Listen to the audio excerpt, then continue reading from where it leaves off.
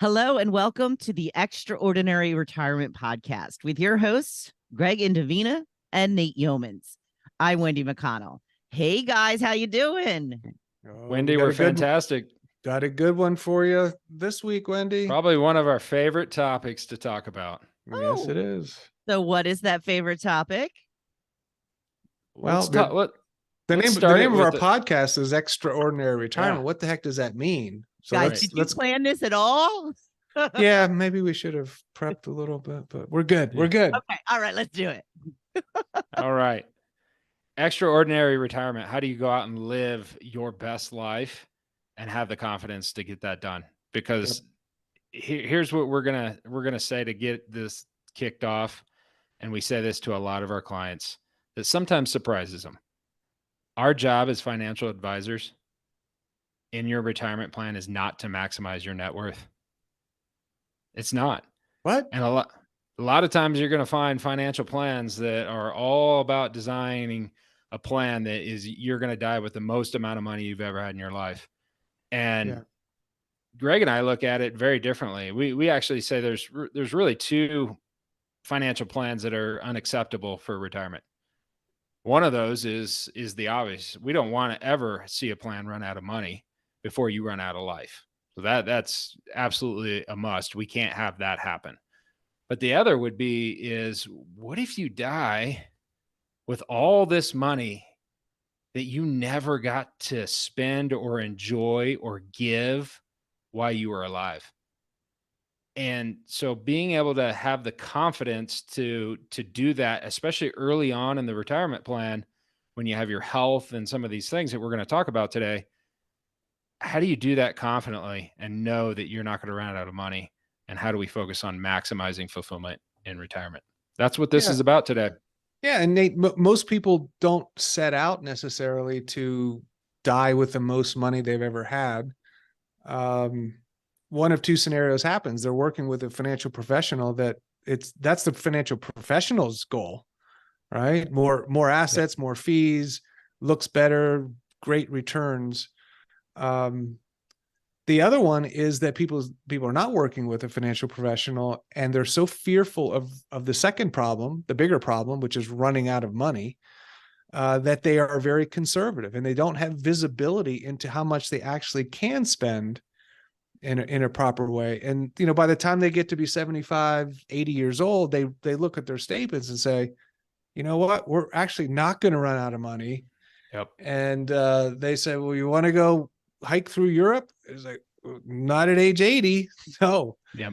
So it's the twin evils of retirement planning. And we want that guide path down of effectively and efficiently spending down assets and exchanging those dollars for lifetime experiences. Something that's that what it's all you about. Can't take away, that you can leave those memories behind and pay the ultimate dividend both before the event and then certainly after the event and after your death.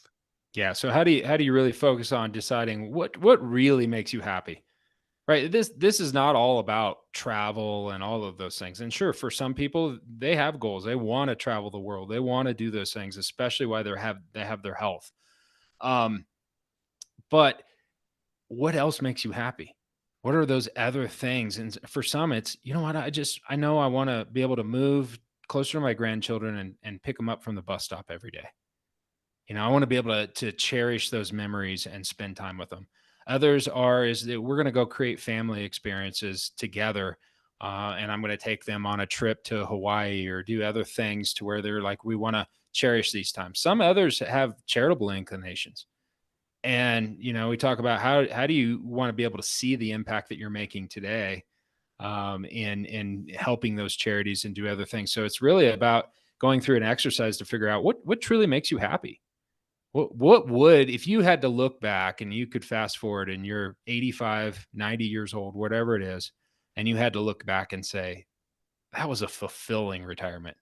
That would make me really, really happy. What are those things so that we can hone in on them and get really, really intentional about making sure that you can do it? And we surround you with a financial plan that gives you confidence to spend some of that money sometimes to make that happen. Yeah, absolutely. So we look at experiences as memory dividends, right? Think about some of the experiences that you've had in your life, whether it's with family members, especially ones that are no longer with us today. I have some really vivid memory dividends in my head, thinking about those that got to do some really neat things together or had a memorable experience with. And guess what? None of that revolves around stuff for me. Not one of those things revolves around a gift that was given to me, et cetera. But it really revolves around that experience that I got to have with them. And so for somebody that's in retirement, they get to do the same thing. And it's about helping them figure that out. Now, creating memorable family experiences at home is one thing, but doing it in Maui is also pretty good, Nate. Not a bad deal, huh? You could maybe do both, a little combo. But Yeah, yeah, it's the interactions. If you can do it in a beautiful spot in the world, that's great, but that's not the dividends. And with today's phones and videos and all that stuff, you can capture so much more. Gregg, what do you think when is the time to start living this type of life? Well, we always say that we want people to live an extraordinary life now and into retirement. So the danger is, and I'm going to tell a bit of a sad story that happened early on in my career, that many people live sacrificially and they have this artificial finish line of age 65. So I'm going to work 50 hours a week and I'm going to just bust it out. But boy, when I turn 65, it is game on. The party begins. And for some people, there's a couple problems. For some people that works, but what kind of life are you living leading up to that?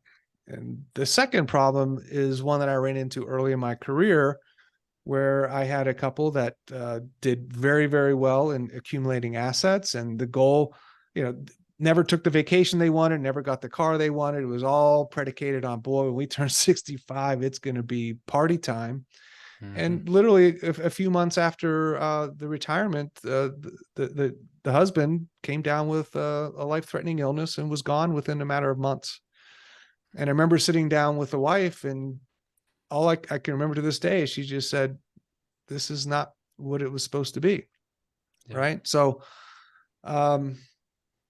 we all have this actuarial table in our mind that, if I'm 65, I'm supposed to live to be 92, right? That's kind of what the tables say. But I promise you, go pick up an obituary right now and go down and look at the ages. There aren't too many 92 and 94-year-olds. You see a lot of 60s, 70s, and 80s, right?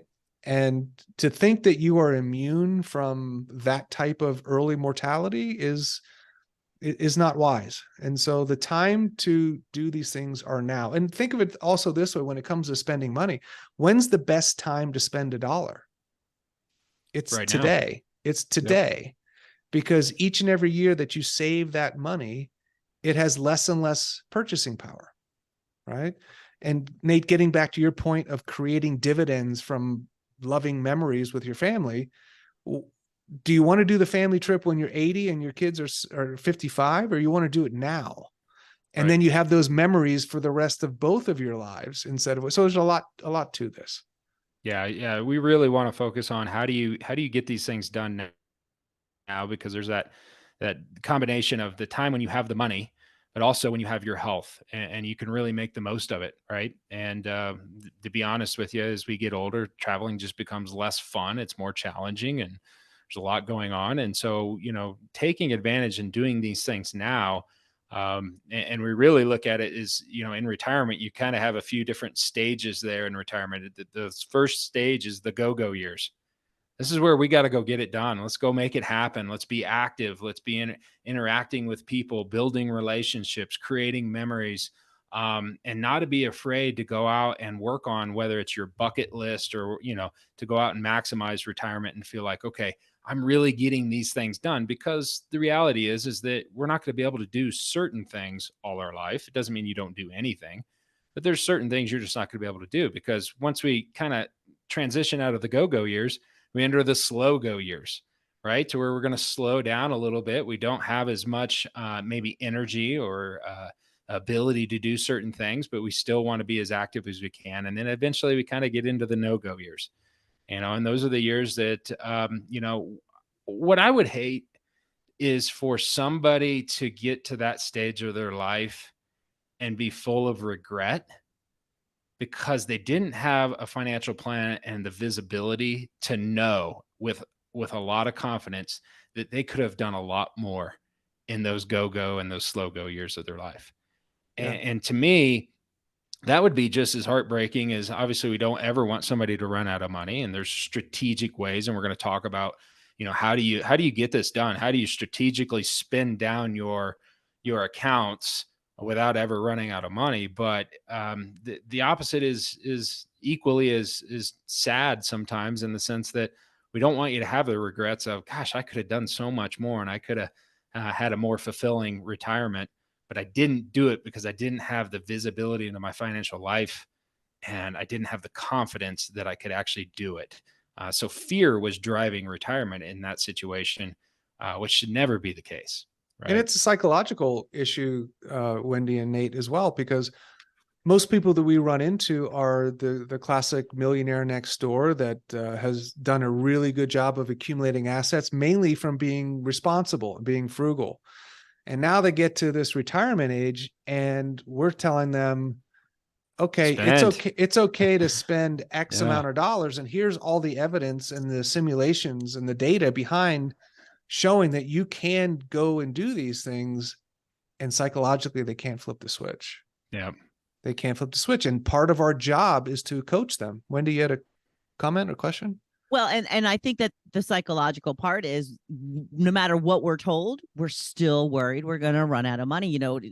Our life expectancy is getting longer and longer, and you just don't know. Yeah. Yeah. What Yeah, about homeless? And that's our job, is to,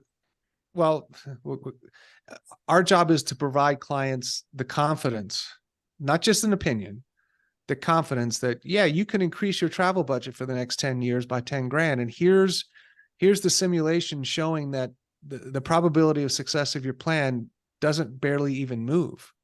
And then all of a sudden they say, oh, I never saw that before. So let's go create a memory. Yeah. And then on top of that is, okay, what if life does throw you a curveball? What if this doesn't go exactly as planned? What are all the other financial levers that you could pull? It would put you in a better situation. Because you brought something up, Wendy, that I think everybody would want to know is when we talk about, a lot of times when we say running out of money, they think, I'm destitute, I'm on the streets now. Right? That is worst case scenario. I'm now homeless at 90. at 90 years old. Go Oh get my a gosh. job. Yeah, exactly. Right.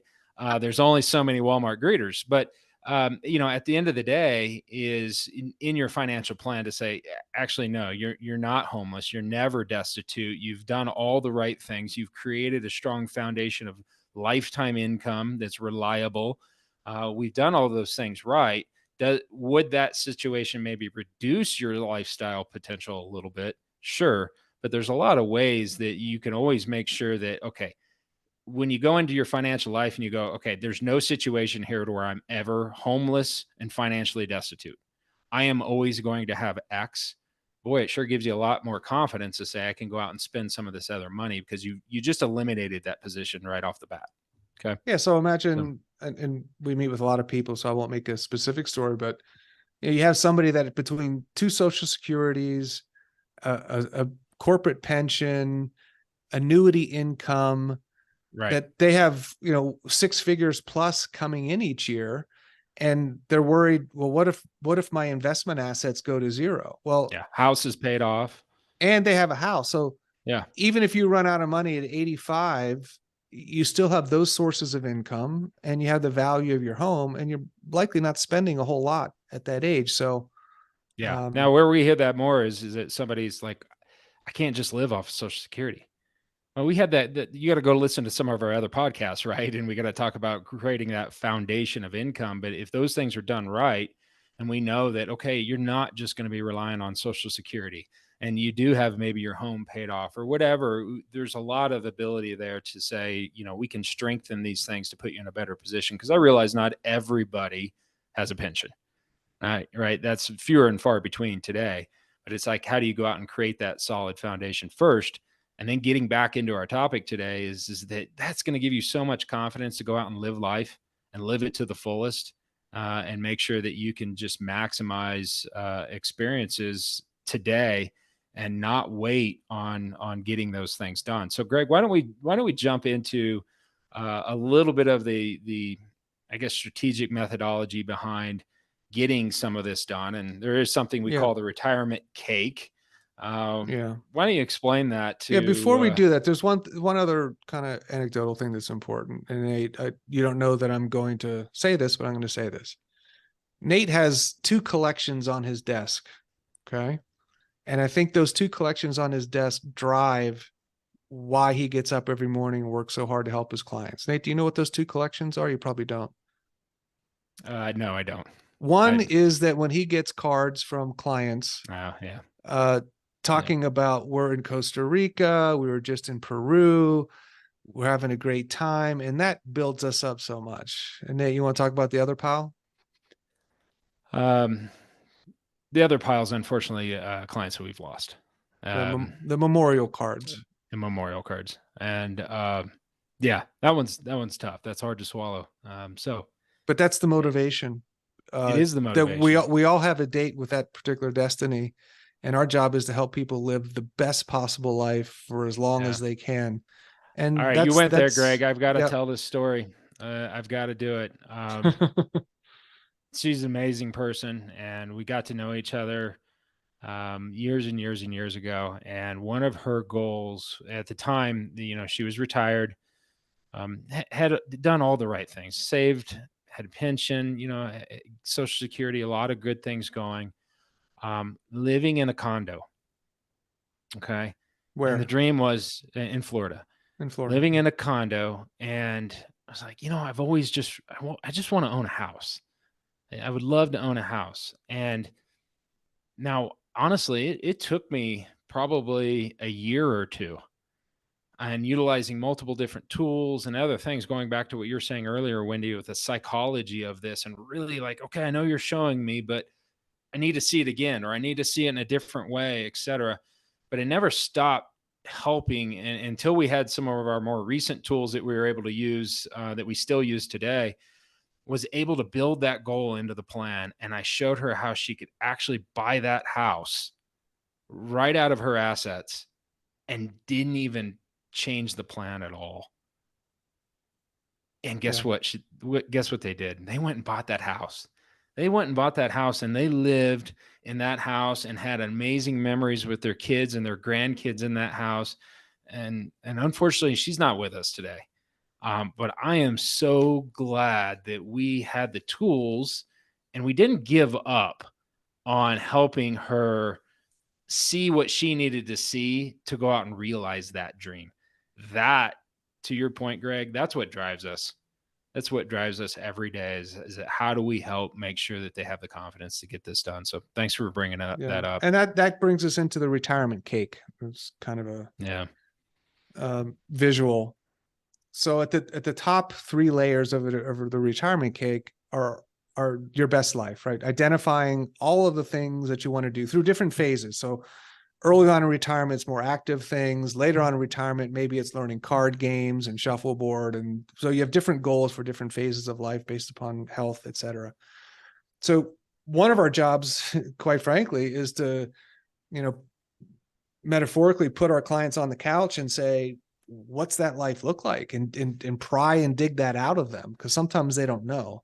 And sometimes the client, the husband and wife have different opinions. So figuring that out. So what's the first step is to build that solid foundation underneath. And the solid foundation is a financial foundation of just checking all of the boxes of insurance planning and long-term care planning and dealing with inflation and dealing with market volatility, just checking all of those boxes, right? So now you have this solid financial foundation, and at the bottom, at the top, you have this idea of all the things that you want to accomplish that involve money and that don't involve money, as you mentioned earlier. So what's the connection between the solid financial foundation and actually going out and doing the things that you want to do? It's that middle layer of the cake that is the most important, and that's confidence. Yep. Right? If you don't have the confidence that your financial foundation can support those goals, you'll never get it done. And how do you get that confidence? It's the tools that we use to show, just like you did with that woman in Florida. You showed to her with numbers and you overcame her biases towards being frugal, and you helped her achieve that by doing the retirement cake with her. And Yeah, I think that's a it's super important process. yeah, without a doubt. It's a combination of one, educating, and the more that somebody becomes educated about their financial plan, the more buy-in they have and belief in it, because they understand how it works. I can't tell you how many times we have somebody come in and they're like, I got all this stuff. I don't know how it translates into anything exactly or where it fits, et cetera. And it's about, okay, we got to put the foundation together. And once they understand the dynamics of, okay, I see why I've got the foundation now. I see the stability. They're educated about it and they're bought in on it because they have knowledge for the first time. And so when you can help somebody get to that point in time, then all of a sudden you can start to break down some of those other concerns and fears that they have about spending some of their money. And we keep going back to, we've got that solid foundation. But part of that is not only the tools that we have, but the relationship that we build with our clients, the trust that we build with them, so that they do get to a point. I realize trust is not earned overnight. It is something that's earned over time. But they do get to a point because we continually spend time with them, educate them, help them understand their plan, that they are now looking at it saying, okay, we trust the plan, but we also trust you. We trust you guys. You guys are always helping us be proactive and think of the things that we need to be thinking about, so we don't have to worry about it. And I think I said this in the last episode, but the whole idea of this retirement plan or this retirement cake that Gregg's talking about is that when we have a good plan, we focus less and worry less about money, and we focus more on living life. And that's that top rung of the cake. So Nate, there's somebody out there right now saying, so you're telling me to convert my assets into life fulfilling experiences starting now, which means spending down my assets theoretically to zero on the day that I die. The question that I'm hearing from our listeners is, what about the kids? What about the kids? I'm going to spend all my money and then the kids get nothing. How is that fair? That's a fantastic question, one we get all the time. But let me just say that the kids are never lost in this situation, because let me answer that with a question.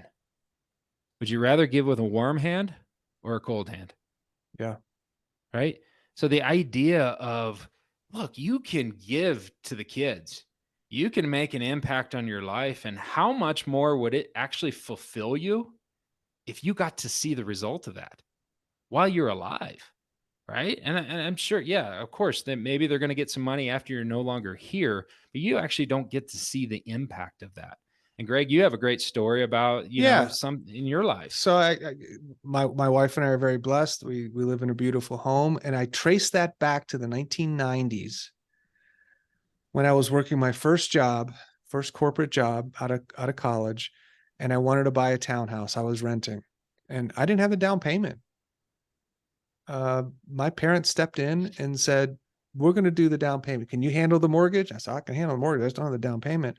They gave me the down payment, went from that house to, moving, et cetera, over the years.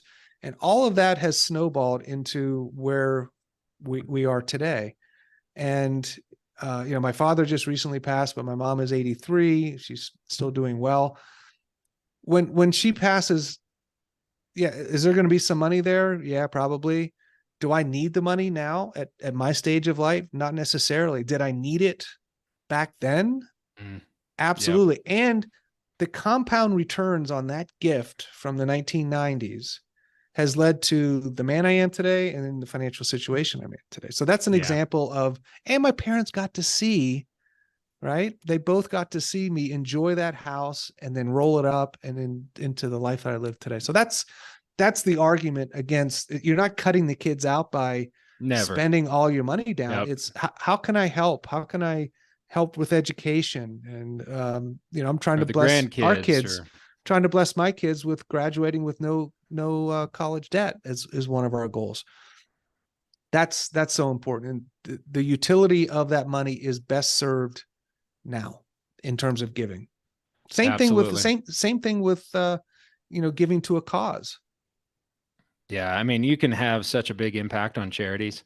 And if you're charitable inclined, whether it's your church or other things that you have a belief in, and we're doing some things today of working about creating an intentional giving plan for those that are interested in that sort of thing, to say, okay, how do you really give some really focused thought about providing for charity and making an impact in this world, but let's be intentional about it. And again, you get to see the fruits of that while you're alive, right? And so it's really exciting. And so this is just something that we're passionate about, and we help open people's eyes to, holy cow, retirement can be so much different.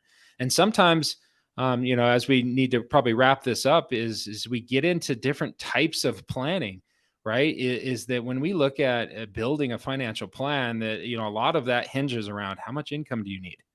All right. And what are your sources of reliable income? And it's all driven off of that income number. There's so many times in the financial plan, though, where we can say, what if in the first 10 years or maybe 15 years, we're able to pull in extra income to go out and achieve all these other things that you want to do? Because the reality is that as we get into, 10 years from now or 15 years from now, do you think you're going to be able to do some of these things? And when we can pull that in, and we call that a phased income plan, right? To where we front load the financial plan with more spending and things that you can do, so you can make sure you go out and maximize lifetime experiences while you still have your health, et cetera. And then we help them see, okay, here's where we're going to pull income forward today, and we'll back it down strategically over time as you start to do less and less, but you're always going to have X amount coming in no matter what. And guess what, Wendy? You're never going to be homeless. Oh, Yeah. what a relief. What a relief. And another tool that we like is, many financial advisors are using a static distribution rate. So they're going to say, all right, you're retired at 65. We're going to take X percent, which equals so much income. And we're going to hope that works out over the next 35 years. Right. And you're kind of just locked in. Well, we use a dynamic approach where we have some algorithms, et cetera, that over time, depending on how the plan is going, provide opportunity for increased income over time without lowering the probability of success or running out of money. So that's another very interesting tool that we use that's a little bit different than some other advisors that are out there. So Absolutely. that's having one of the buckets continue to be investing while you are retired. That can still be wanna, part of it. Yep. Yeah, Okay. there's multiple different ways of doing this. And again, it's so important to have a plan and to make sure you understand how you're going to take your income preferences around that. And, how do we create phased income? How do we maximize lifetime experiences? All the things that we do best and we thrive on doing, and helping our clients get the most out of it. So that's been a lot to take in for one episode. Bottom line is that money is a mental construct. It's a contract amongst people. It is fiat currency. It's backed by nothing.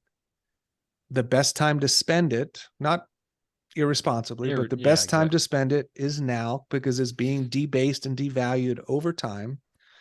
And don't fall in love with numbers on a screen, right? Go turn those numbers on a screen into things that can never be taken away from you and your family via experiences.